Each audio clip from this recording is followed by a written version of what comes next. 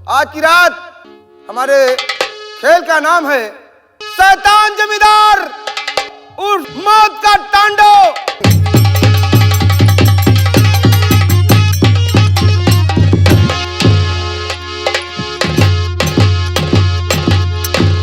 ठाकुर यशपाल सिंह की जय हो। ठाकुर यशपाल सिंह की जय हो।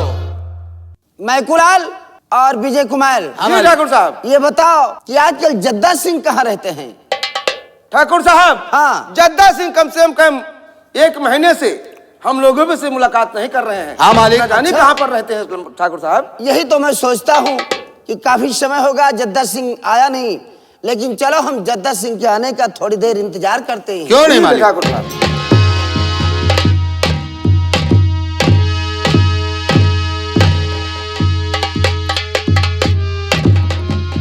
दादा ठाकुर के चरण में जद्दा सिंह का प्रणाम स्वीकार।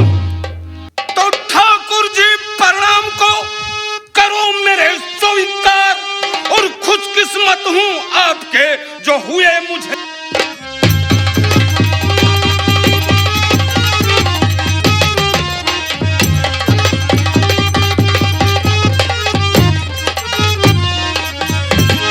दादा ठाकुर, कहिए जद्दा हम रियाया की तरफ गए थे। अच्छा। जिस रास्ते से गुजरते थे केवल एक ही आवाज सुनाई पड़ती थी, दादा ठाकुर की जय हो। दादा ठाकुर की जय हो। दादा ठाकुर की जय हो।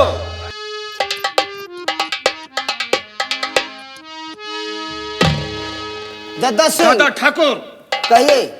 मैं जब हवेली पर आता था हाँ, तो देखता था आपके चेहरे पर मुस्कान होती थी, लेकिन आज क्या देख रहा हूं, आपके चेहरे पर उदासी। क्या उदासी का सबब जद्दा सिंह जानना चाहता है। जद्दा सिंह, सबसे पहले ये बताओ कि हमारे गांव में किसी को किसी प्रकार की कोई दिक्कत तो नहीं है? दादा ठाकुर, सब अमन चैन है, चारों तरफ खुशहाली ही खुशहाली नजर आती है, लेकिन आपके चेहरे पर उदासी कैसी? जद्दा सिंह, तुम हमारे परम मित्र व दाहिने हाथ हो, और ये भी जानते हो कि जब हमारा छोटा भाई रघुवीर सिंह काफी छोटा था तो हमारे माता व पिता का स्वर्गवास हो गया। फिर क्या हुआ दादा ठाकुर? हमने अपने भाई को पाल पोस कर सयाना किया, पढ़ाया लिखाया, मैंने उसकी शादी बहुत धूमधाम से की। अफसोस इस बात का है कि जो उसकी धर्म पत्नी शीला ठकुराइन है, आज 12 वर्ष हो गए, एक भी बच्चे को जन्म नहीं दिया। इसलिए हमें बहुत चिंता रहती है जद्दा सिंह। दादा ठाकुर, ये तो भगवान की देन है।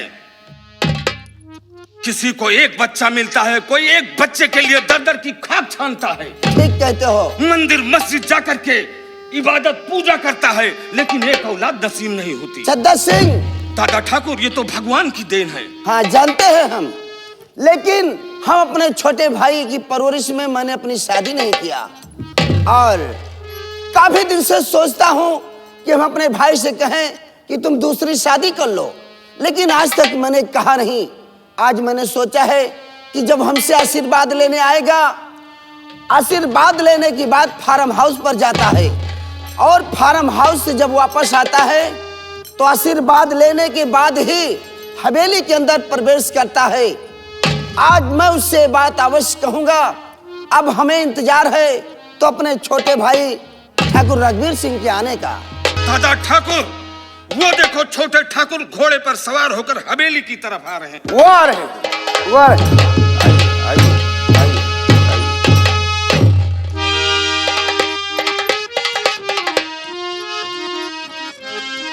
भाई साहब आपको करता हूँ प्रणाम।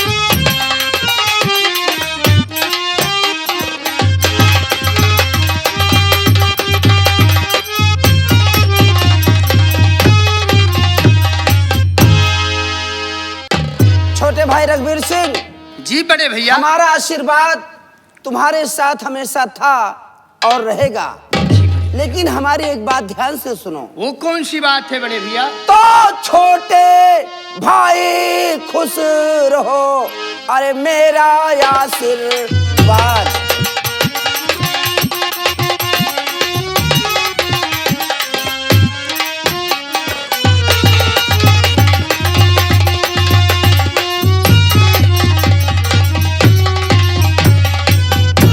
छोटे भाई खुश रहो, अरे मेरा आशीर्वाद, और तेरी सब मनोकामना भैया अरे पूरी करे भगवान।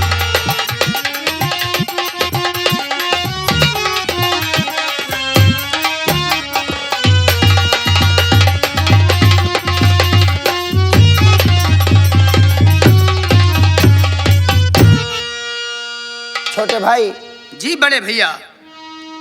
आज एक बात हम तुमसे कहना चाहते हैं। वो कौन सी बात है बड़े भैया? और उसी बात के लिए हमें आठों पहर चिंता रहती है। आठों पहर? हाँ छोटे भाई। वो कौन सी चिंता है? कैसी सुनो हमारी चिंता बात है? तो मुझे सोच दिल बीच और रहता है भारी, मुझे सोच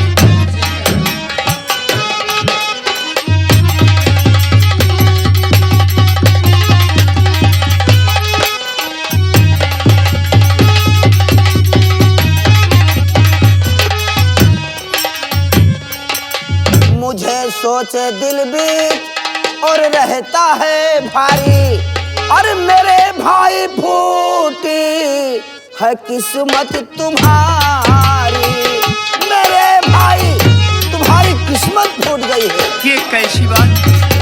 मेरी किस्मत?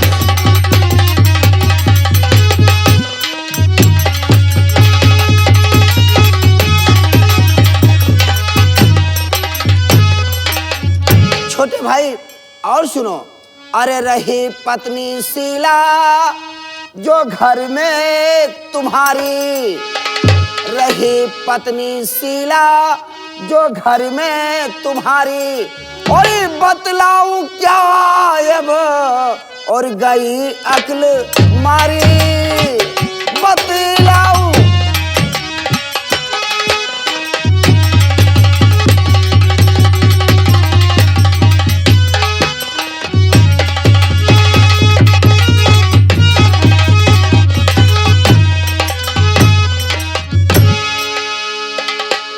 भैया कहिए रघुवीर सिंह।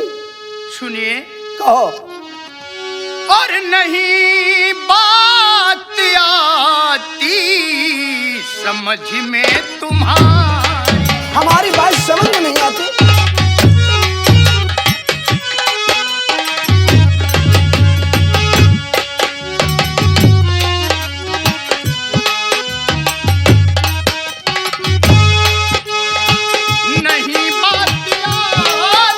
अच्छा समझ में नहीं आती। सुनो कैसे फूटी है किस्मत हमारी, तुम्हारी किस्मत।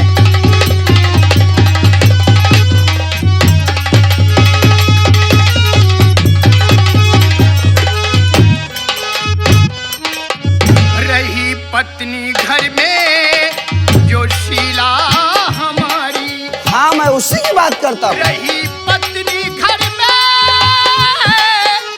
और जो शीला हमारी, बड़ी भोली भाली वो प्राण बहुत भोली भाली।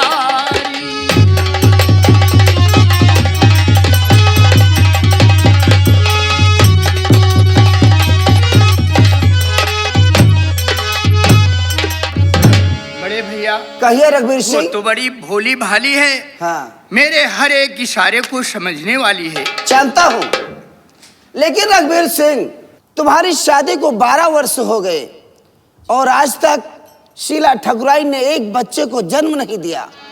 हमें इसी बात से हमेशा चिंता रहती है। छोटे भाई एक बात मैं तुमसे और कहना चाहता हूँ। एक बात? हाँ, बड़े भाई हो आप, एक नहीं 10-20 बात कहो। लेकिन छोटे भाई हमें अफसोस है कि तुम कहीं हमारी बात को ठुकरा न दो। नहीं नहीं बड़े भैया, सब कुछ हो सकता है, लेकिन आपकी बात को ठोकर मारूं ये मेरे लिए मौत के समान है। तो छोटे भाई रघुवीर सिंह, मैं क्या कहना चाहता हूँ उसे ध्यान से सुनो। कहिए। तो बात मानो मेरे भाई और रघुवीर सिंह, बात मानो मेरे भाई। जी हाँ,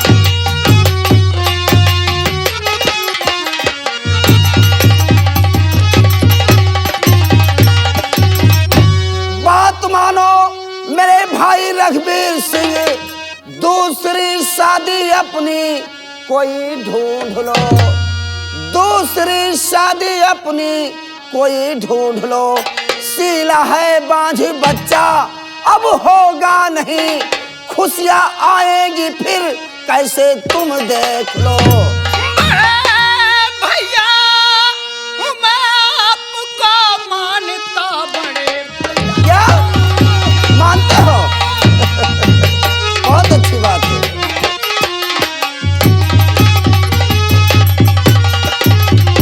बड़े भैया मैं आपको मानता, शीला है बांझ उसको मैं जानता। क्यों नहीं? वो भी देती जा अच्छा। शादी करो, हुक्म भाई हूँ आपका मानता। क्यों नहीं रघुवीर सिंह, क्यों नहीं?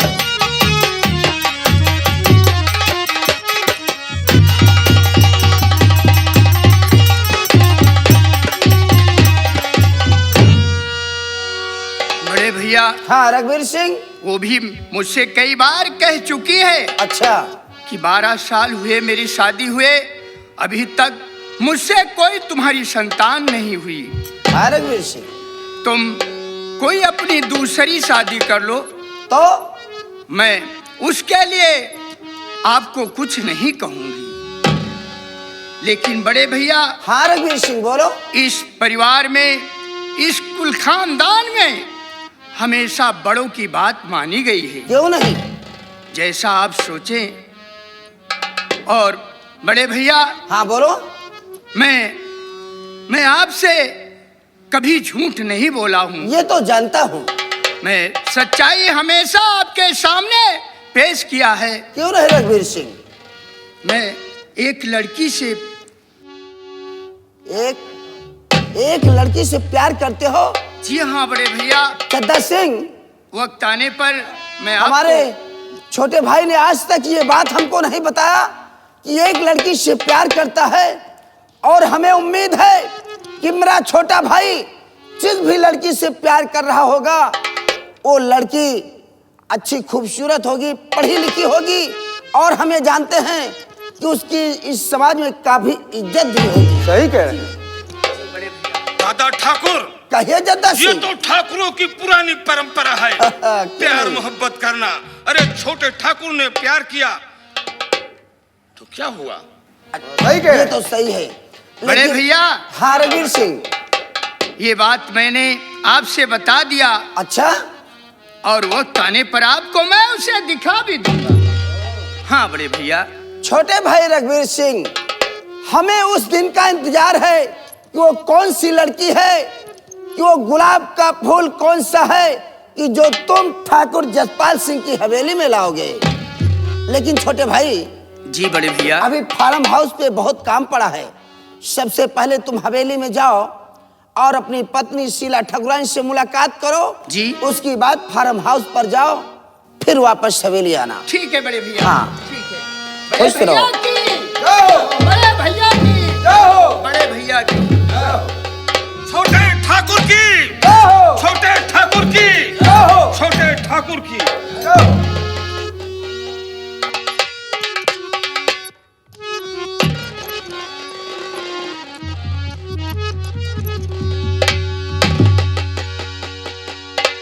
दादा ठाकुर, कहिए जद्दा सिंह। अगर गुस्ताखी माफ हो तो ये नाचीज आपसे कुछ कहना चाहती। क्या कहना चाहते हो? कहो, कहिए। मधुराम, कहिए कहिए।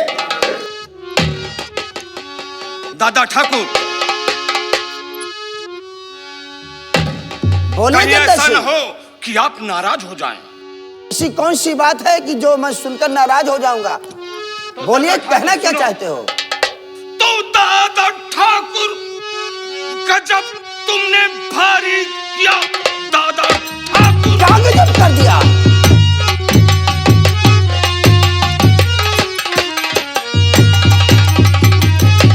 गजब तुमने भारी किया, मार पैरों पे अपने कुल्हाड़ी लिया। कुल्हाड़ी लिया? आगे पीछे को सोचा, बिचारा नहीं शादी करने की उनको इजाजत। तो है सगा भाई, अरे रघबीर और सौतेला नहीं है सगा भाई। सही कह रहे हैं, सही कह रहे हैं, सगा भाई। सही कह रहे हैं।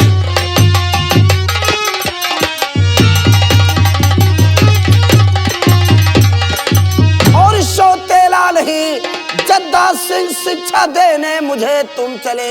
जा यहाँ से चला, जा यहाँ से चला, बस इसी में भला, बस इसी में भला। चल जाओ।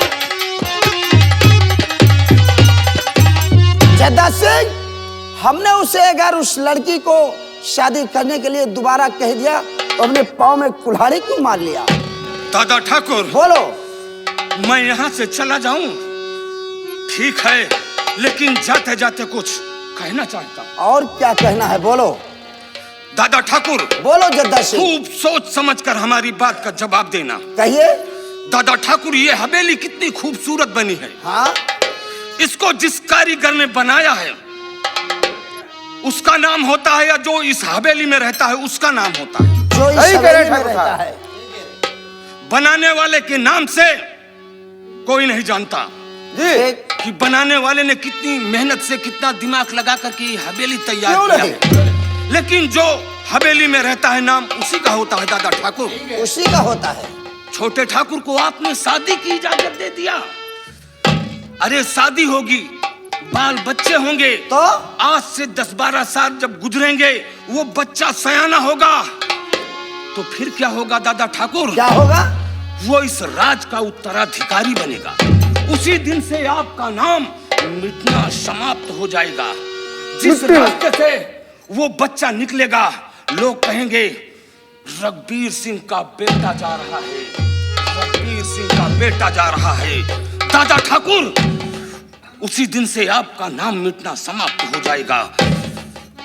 कोई तरकीब सोचो, कोई तरकीब सोचो दादा ठाकुर, कोई तरकीब सोचो। जद्दा सिंह, तुम्हारे कहने का मतलब कि जब दूसरी पत्नी आएगी और जो भी उससे औलाद होगा और जब बाप बेटे सियाने होंगे तो हमें हवेली से बाहर कर देंगे। अरे दादा ठाकुर, ये कोई ऐसी वैसी बात नहीं है। वो लड़का बड़ा होगा, बच्चा किसके नाम से जाना जाता है? जिसका बेटा होता है उसी के नाम से जाना जाता है। उसी को जाना। उसी दिन से आपका नाम मिटना समाप्त हो जाएगा। फिर ठीक कहते हो। धीरे धीरे बाबू, आप धीरे धीरे ऐसे करके रोड पर आ जाएंगे। कैसे मैं हाँ, मैं फिर गुलाम, तुम सच कह रहे हो, सच फिर कह आपके रहे हो। हाथ में क्या मिलेगा? क्या मिलेगा? कटोरा। कटोरा? फिर क्या कहेंगे? क्या कहूँगा? और दो दाता के नाम तुझको अल्लाह रखे, दो दाता के नाम तुझको अल्लाह रखे।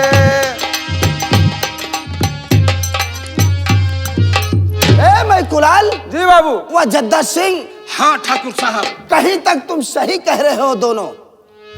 अगर हमारे भाई रघबीर सिंह की दूसरी पत्नी आएगी और जो भी औलाद होगा फिर बाप बेटे मिलकर हमें हवेली में रहने नहीं देंगे। अरे कहाँ दादा रहने देंगे? ठाकुर, कहाँ रहने देंगे? आप तो कहते थे मेरा भाई बहुत जती सती है, हाँ, कोई बात होता है तो मुझसे बताता है, बगैर मेरी इजाजत के वो आगे पैर नहीं बढ़ाता। लेकिन आपके भाई ने छुप करके शादी कर लिया, छुप करके प्यार कहते मोहब्बत हो। किया। आज तक वो लड़की से प्यार करता रहा, हमें बताया नहीं। और आज तक आपको मालूम नहीं कि वो लड़की कौन सी है, किस खानदान की है। ठीक कहते हो। लेकिन जद्दा सिंह, हाँ दादा ठाकुर, आपने बिल्कुल सत्य कहा है।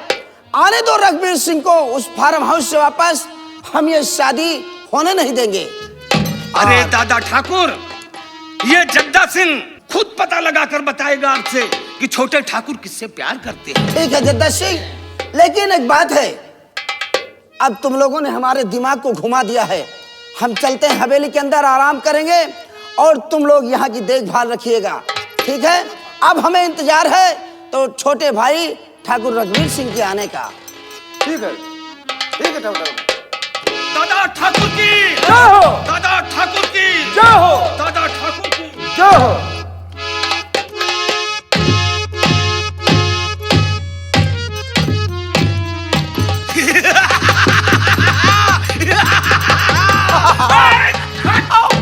लड़ा दूं धर्म मजहब को, लड़ा दूं भाई भाई को, तमाशा छुप के देखूंगा, छीन लूं ताज।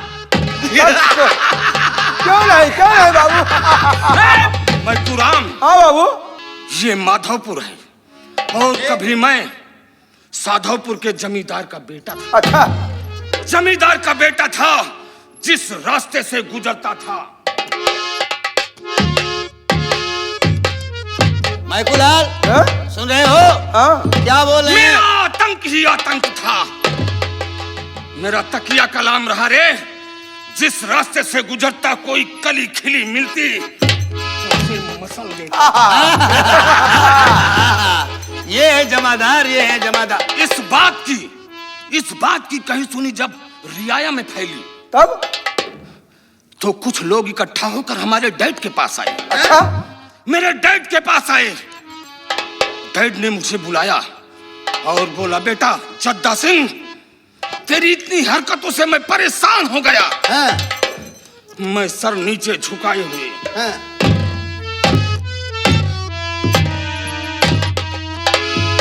उसके बाद पहुंचा और डैडी ने किसानों की बात सुनकर, तमाम लड़कियां थी अच्छा, जो हमारे हवस की शिकार बन चुकी थी, हाँ। किसानों के सामने डैड ने मेरे गाल पर 3-4 तमाचे जड़ दिए रे। गलत कहे जो तमाचा से उनका जूता से मारे रहा। नहीं, कसके लतियाड़ गया है।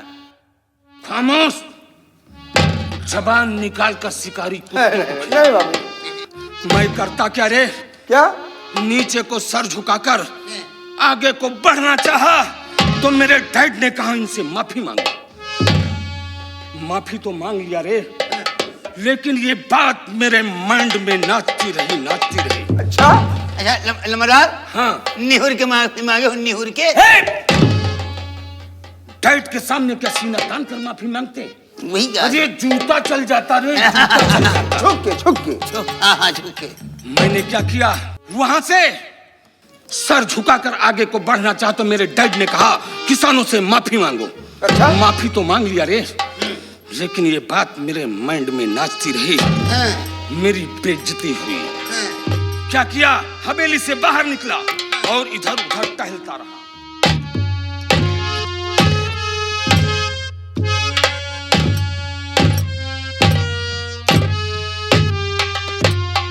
घड़ी में देखा तो टाइम रात के 11 बज रहे थे। 11। हवेली का फाटक बंद हो गया था। मैं हवेली के पीछे साइड में पहुंचा। अच्छा। तो देखा एक पाइप लगी हुई थी जो दूसरे मंजिल पे जाती थी। हाँ। पाइप के रास्ते में हाँ। दूसरी मंजिल पर चढ़ गया और खिड़की के रास्ते अपने डैड के कमरे में प्रवेश हो गया। यानी घुस गए। बाबू के पास घुस गए। हाँ। कमरे में प्रवेश हो गया यानी पहुंच गया। अच्छा, तो देखता क्या हूँ, हमारे डैड खर्राटे की नींद ले रहे थे।